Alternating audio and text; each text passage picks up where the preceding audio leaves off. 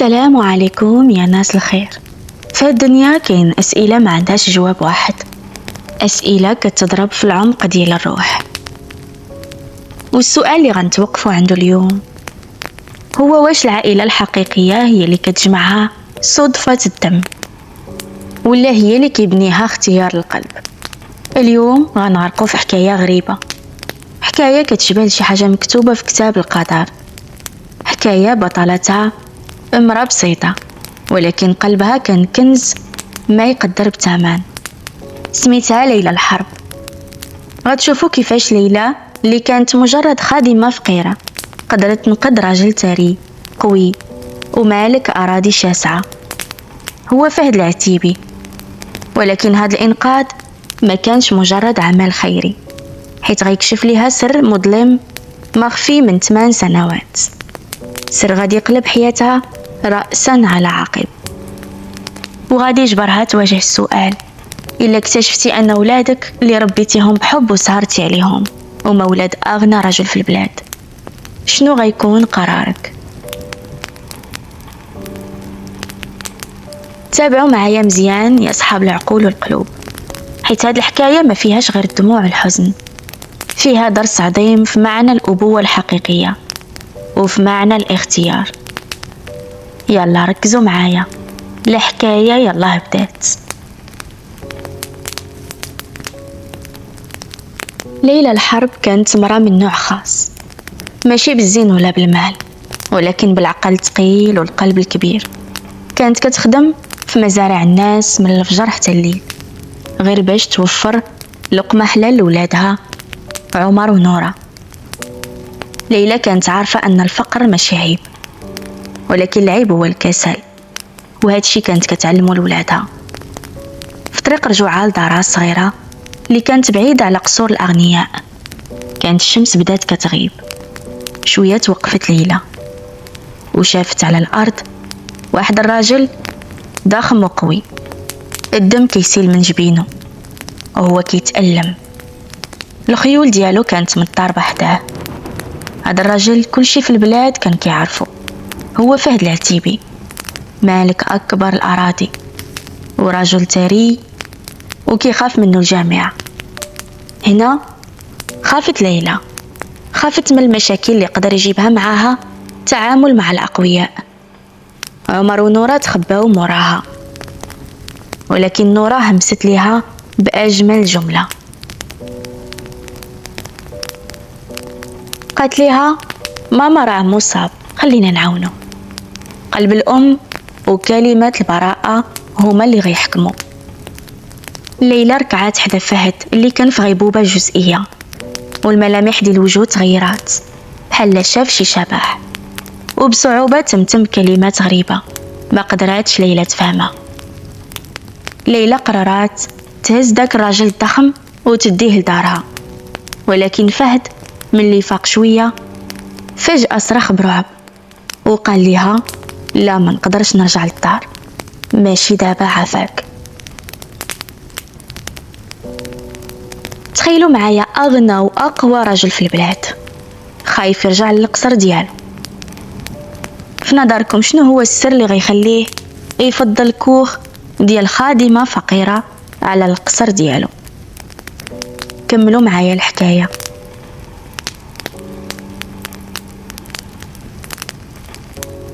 فهد العتيبي اللي كان كيملك أكبر الأراضي لقى راسو مرتاح فوق السرير الوحيد في كوخ ليلى المتواضع. أما ليلى ولادها كانوا كينعسوا في أرضية غرفة الجلوس باش يوفروا ليه الراحة. ليلى كانت كتعتني به بأحسن ما يكون، ولكن وهي كتنظف الجرح ديالو لاحظت شي حاجة ما خلاتهاش مرتاحة. على الدرع ديال فهد كانت كاينة ندبة قديمة ومميزة جدا، وما كتبانش بحال شي جرح عادي، كتبان كأنها علامة مصنوعة عمدا. ليلى بدات كتسول هاد الندبة، ولكن فهد في لمح البصر غطى دراعه بسرعة وقال لها أنها حادثة قديمة ما كيبغيش يتكلم عليها. ولكن ليلى اللي كانت عندها ملاحظة قوية، كانت متأكدة أنها شافت بحالها من قبل، ولكن فين؟ وفي الليل ارتفعت حرارة فهد بزاف، وليلى قضات ساعات وهي كدير ليه الكمادات ووسط الانين والهدايا ديالو. ما كانش كينطق غير باسم واحد كيتكرر: منى العتيبي.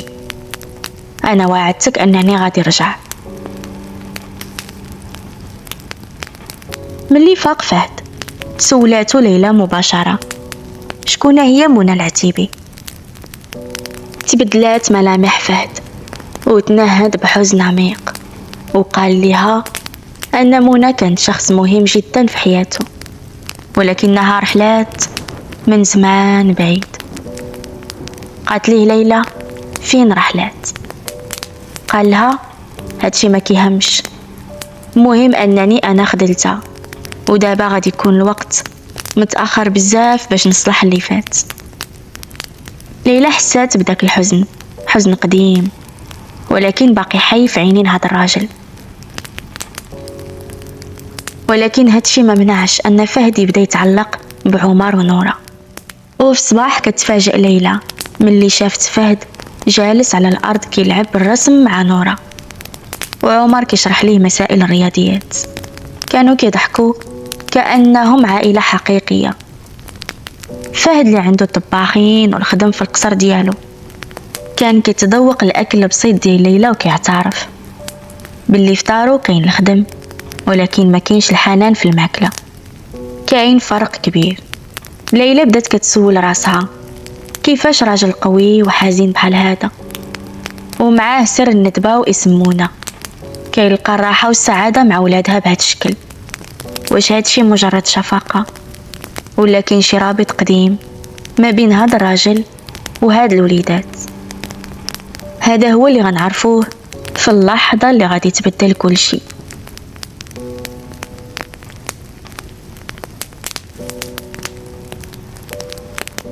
دازت الايام وبدات ليلى كتلاحظ ان فهد كيعرف بزاف ديال الحوايج على ولادها وعلى دارها. كيعرف فين كتحط الاطباق وكيعرف الاكلات المفضله لعمر ونورة. كان كيبان كانه كيعيش معاهم من زمان. الغريب في الامر هو كيفاش كان كيشوف هاد الوليدات نظرة حب عميقة ولكن مليئة بحزن الماضي. وفي واحد الليلة سمعت ليلى حوار ما بين فهد وعمر اللي كان كيسولو: عمي فهد، علاش كتحزن ملي كتشوف فيا انا ونورة؟ قال لهم: ما كنحزنش يا عمر، انتوما كتفكروني في ناس كنت كنبغيهم بزاف، ناس ما بقاوش هنا. هاد الحوار خلى ليلى تدخل في الشك والفضول غلبها وقررت تاخد خطوة ما كانش خاصها تاخدها.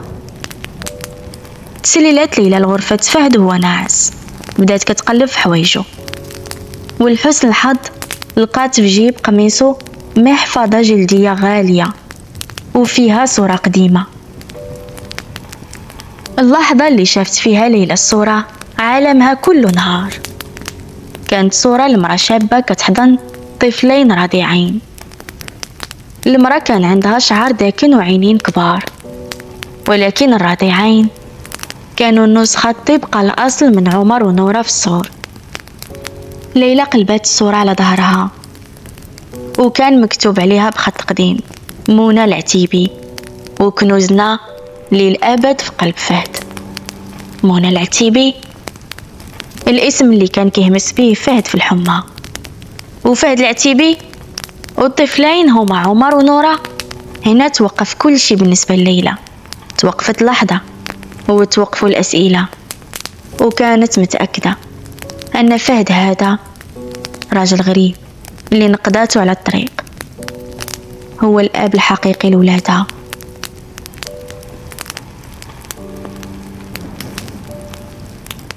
في الصباح ما قدراتش ليلى تصبر، انتظرت حتى مشاو عمر ونورة للمدرسة وحطات الصورة على الطاولة بينها وبين فهد وشافت فيه بعينين ما كيقبلوش الكذوب. قالت ليه: سي فهد، بغيت نتكلم معاك على شي حاجة مهمة. شكون هما هاد الناس؟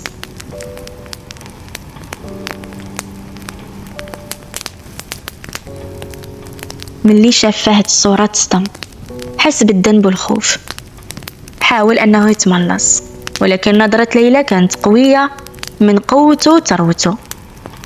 تنهد فهد بعمق بحال كيرمي شي حمل ديال سنين، واعترف بالحقيقة المرة.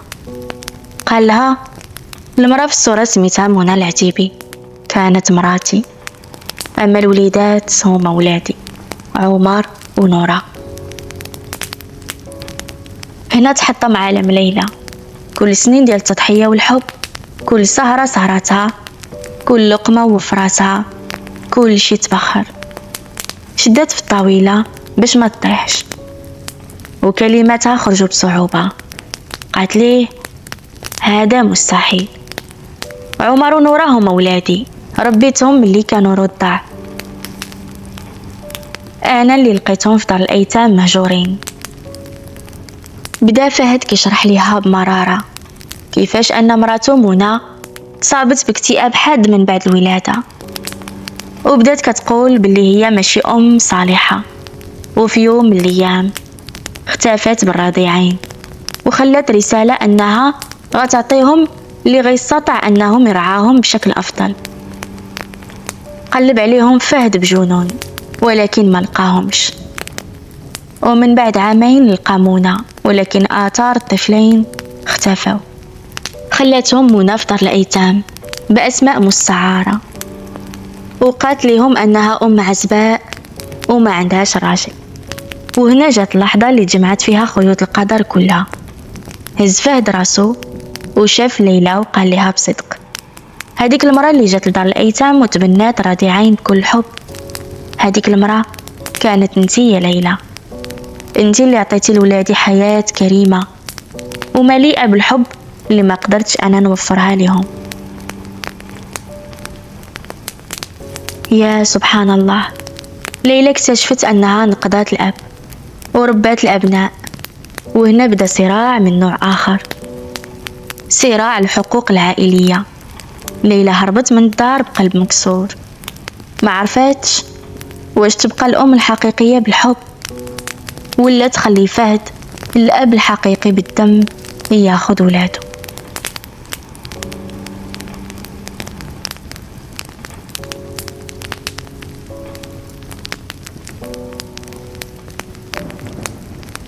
بعد ما هربت ليلى من الدار بقلب محطم، ما لقات حتى شي ملجأ سوى الجامع ديال المدينة، وقابلت الفقيه يوسف، الرجل المسن اللي كيعرفها من سنين. سولاتو ليلى السؤال اللي كان كيحرقها، يا سيدي الفقيه، إلا قلت لك أن ولادي ممكن ما يكونوش ولادي بالدم، واش هادشي كيغير شي حاجة؟ كانت الإجابة ديال الفقيه بمثابة بلسم على جرح ليلى. قالها بصدق، يا بنتي، حب الأم ماشي في الدم، حب الأم في القلب. انتي اعتنيتي بهاد الوليدات وربيتيهم وحبيتيهم، هذا هو اللي كيخليك أم صالحة بغض النظر على أي حاجة أخرى. هاد الكلمات رتبت أفكار ليلى ورجعت للدار بقرار جديد. لقات فهد جالس وعينيه عامرين بالدموع، كان كيستعد للرحيل. ليلى جلست قدامه وسولت سؤال غير كل شيء، علاش ما قربتيش منهم من قبل يا فهد إذا كنتي عارف بلاصتهم؟ اعترف فهد بسر آخر أعظم من السر الأول. قال لها أنا اكتشفت مكانهم من 5 سنين، ولكن ملي جيت نشوفهم شفتكم سعداء، شفتك انتي الأم الرائعة، وشفت ولادي كيحبوك. كيفاش كان يمكن لي نهدم هادشي كله؟ كيفاش كنت غناخد الوليدات من الأم الوحيدة اللي كيعرفوها؟ هنا ليلى فهمات أن هذا الراجل ماشي طماع وماشي أناني، هو أب حقيقي اختار سعادة لوليداته على سعادته الشخصية. شافت فيه ليلى وقالت جملة، فهد شنو بالك إلا ما خليتكش تمشي؟ فهد ما قدرش يشد دموعه. ليلى قررت أن عمر ونورا عندهم الحق يعرفوا باهم، وهو عنده الحق يعرف ولاده. ولكن بشرط أن هادشي ما يغيرش عائلتنا. عمر ونورة يبقاو ولادي وهما ولادك أيضا. خاصنا نلقاو شي طريقة باش هادشي ينجح. وهكذا من بعد صراع دام أكثر من 8 سنوات اتفقوا على بناء عائلة جديدة. عائلة ما بناهاش الدم، ولكن بناها الحب والاختيار والتضحية. ولكن كيفاش غيتقبل عمر ونورة هاد الخبر المفاجئ؟ ليلى وفهد جالسين كيتسناو رجوع عمر ونورة من المدرسة. كان جو الغرفة ثقيل عامر بالتوتر والقلق، ولكن فيه امل في بناء مستقبل صادق. ملي دخلوا الوليدات ليلى بدات الكلام بشويه وبحنان. قالت ليهم: وليداتي اجيو هنا، عندنا شي حاجه مهمه بزاف خاصنا نقولوها لكم. عمر ونورة قربوا ليهم بفضول. بدا فهد بالكلام صوت يرتجف بالصدق. قال ليهم: يا وليداتي نتوما غاليين بزاف على قلبي ومتميزين بواحد الطريقة خاصة جدا، انتوما ولادي. سكت عمر ونورة، ملامحهم تعجبات. كيفاش هاد العم اللي جا لدارهم مصاب ممكن يكون الأب ديالهم؟ هنا تدخلت ليلى. احتضنت نورة الصغيرة اللي بدات كتسول بعينين عامرين بالدموع: واش هذا يعني أنك ماشي من الحقيقية؟ جاوبت ليلى بأجمل كلمات اللي ممكن الأم تقولهم لولادها.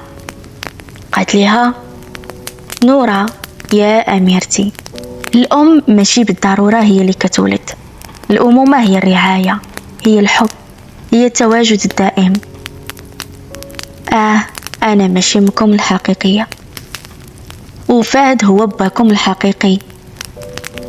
ملي كنتو رضع الأم البيولوجية ديالكم ما قدراش تعتني بكم، طلبات مني أنا اللي نتكلف بكم، وأنا قبلت حيت حبيتكم من اللحظة الأولى.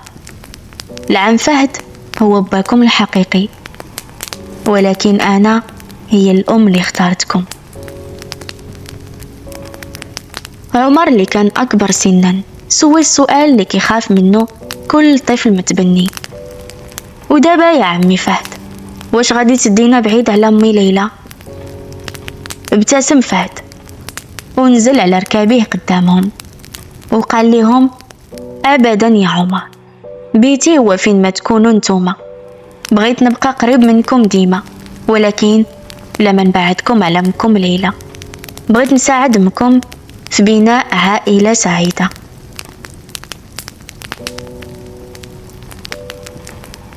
نورة اللي كانت حابسة البكا شافت في ليلى وقالت ليها: ماما ليلى، واش ممكن تخلي الأب فهد يبقى؟ في هاد اللحظة امتلأ قلب ليلى بالحب والسعادة واحتضنتهم كاملين، ووعدت فهد بلي غتعاونوا في بناء عائلة أكثر سعادة.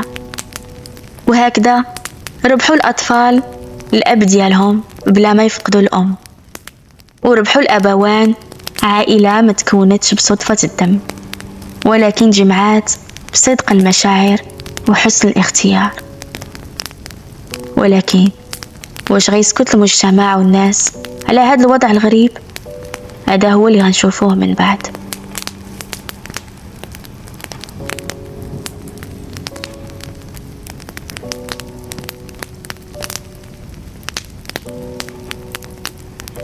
الخبر كان نار في الهشيم. ما تقبلوش المجتمع أن المزارع الثري فهد العتيبي كيختار أنه يعيش في كوخ مع خادمة بسيطة. بدات الإشاعات كيتهموها بالطمع والانتهازية، وأنها كتحاول اصطياد الرجل الثري من أجل المال. كلام الناس القاسي وصل لوليدات في المدرسة. عمر ونورة رجعوا للدار كيسولوا امهم: ماما، علاش الناس كيهضروا علينا؟ واش حنا درنا شي حاجه خايبه؟ حسات ليلى وفهد بالضيق، وفهد حس بالذنب حيت خلى عائلته في هذا الموقف الصعب. وقال ليلى: يمكن خاصني نغادر حتى ينساو الناس هذا الموضوع. ولكن ليلى كانت ذكية، عرفت أن الهروب ما غيحلش المشكل.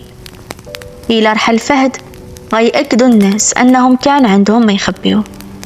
وهنا خدت ليلى قرار جريء وغير متوقع، وقالت ليه: فهد، أنا عندي الحل، يلا نتزوجوا.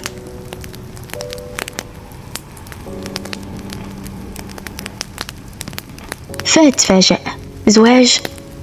وهو كان مازال كيعاني من حب مراته الأولى الراحلة.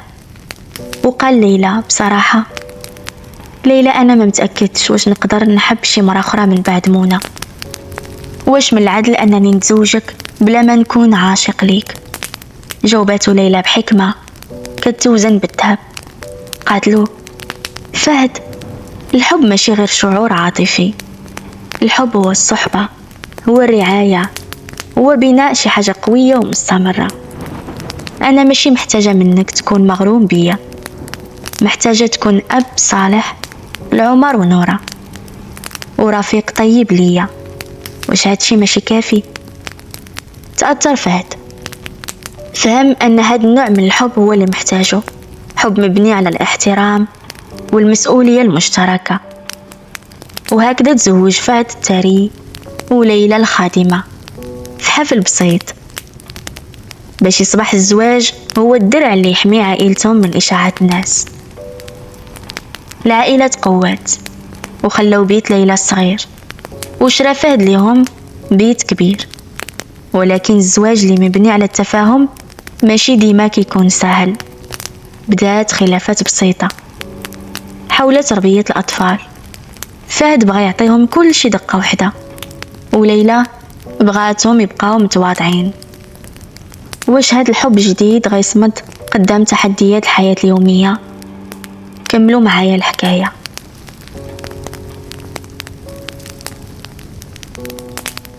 انتقلت ليلى للعيش في بيت فهد جديد، وكان فخم وواسع. ولكن ليلى كانت كتخاف على ولادها من الدلال المفرط. قالت ليه: فهد، خاص ولادنا يتعلموا قيمة الأشياء، ما خاصناش نعطيوهم كل شي دقة وحدة. ما بغيتش المال يغير فيهم شي حاجة. فهد اللي كان حريص على تعويض السنوات اللي فاتت كان كيشوف أن هاد الأطفال يستاهلوا كل شي. كانت كتوقع بينهم خلافات بسيطة، ولكن في كل مرة كانوا كيحلوا المشكل بهدوء واحترام. فهد اكتشف أن ليلى ماشي هي الزوجة اللي كتمشي وراء أمر راجلها، هي شريكة عقلها كبير. وبدا كيستمع ليها، بدا كيتعلم منها أن القلب هو أغلى من الجيب. ومن جهة أخرى ليلى بدات كتعرف فهد الحقيقي، راجل طيب الحزين اللي محتاج الحب والأمان أكثر من أي شيء آخر. وفي عز هاد الأجواء وبعد عام من الزواج وقعت حاجة ما كانت في الحسبان. ليلى حملت. فرحة فهد كانت ما كتوصفش. هذا الطفل غيكون الوصف الحقيقي بينه وبين ليلى، غيكون الإثبات أن الحب اللي بدا بالصدفة والواجب تحول لحب ناضج وكامل. من بعد 9 شهور تولد سعد، طفل اللي جمع بين براءة ليلى وقوة فهد. وكانت فرحة عمر ونورة بهذا الأخ الصغير كبيرة بزاف، بحال هما اللي اختاروه. هنا عرف الجميع، خصوصا الإشاعات اللي كانت كتعارض ليلى وفهد، أن هذا الزواج ماشي مصلحة ولكن هو عائلة حقيقية. وملي تولد سعد ولات عائلة ليلى وفهد عائلة كبيرة، عائلة مبنية على التبني والزواج والمولود البيولوجي. ولكن واش ليلى وفهد غادي يكتفيو بهاد العائلة الصغيرة؟ واش ممكن الحب يتضخم أكثر من هكا؟ تابعوا معنا. مرت سنين وولا سعد عمره 7 سنين، وعمر ونورة كبروا ولاو شابين. عائلة ليلى وفهد ما اقتصرتش على هاد 3، فبسبب الحب العظيم اللي لقاو فيه قرروا أنهم يعاودوا التبني، واختاروا وليدات آخرين باش يعيشوا جميعا في بيت عامر بالحب والحنان. فهد اللي كان راجل أعمال صارم تحول للأب عظيم كيفهم المعنى الحقيقي للمسؤولية، وليلى اللي كانت خادمة بسيطة ولات سيدة المجتمع اللي كيحترمها الجميع لحكمتها وطيبة قلبها. وفي يوم من الأيام سول عمر اللي ولا شاب واعي، سول مو ليلى قال لها علاش كتقولي ديما انك منى بالاختيار، واش ماشي هادشي كيجرح الاب فهد؟ ابتسمت ليلى وشافت في عمر وشافت فهد اللي كان كيراقبهم بعينين عامرين بالفخر، وقالت ولدي انا كنبغي الاب ديالك بزاف، ولكن الحب اللي عطيتكم نتوما بجوج كانت تجربة مختلفة. هذاك الحب اختارني قبل ما نعرف شكون نتوما وقبل ما نعرف شكون هو فهد، وملي جا فهد اختار انه يكون اب حقيقي ليكم على الرغم من انه كان ممكن ياخدكم مني. ولهذا السبب عائلتنا هي اقوى عائلة، حيث ماشي صدفة عائلتنا مبنية على الاختيار وعلى الحب الواعي اللي كيتجدد كل يوم.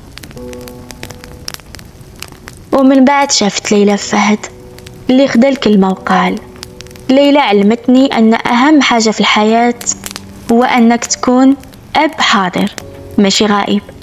الدم كيربط ولكن الحب هو اللي كيخلي داك الرابط قوي وما كيتقطعش.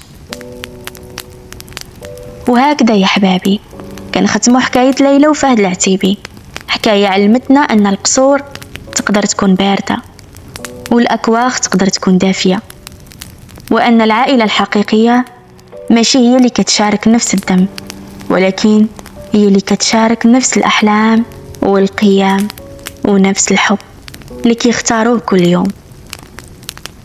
العبرة من هذه الحكاية هي أننا منهدموش الشيء اللي بناه الحب وإحنا كنقلبوا على الشيء اللي بناه الدم.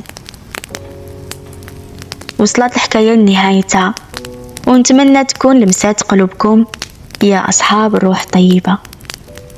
خليتكم على خير.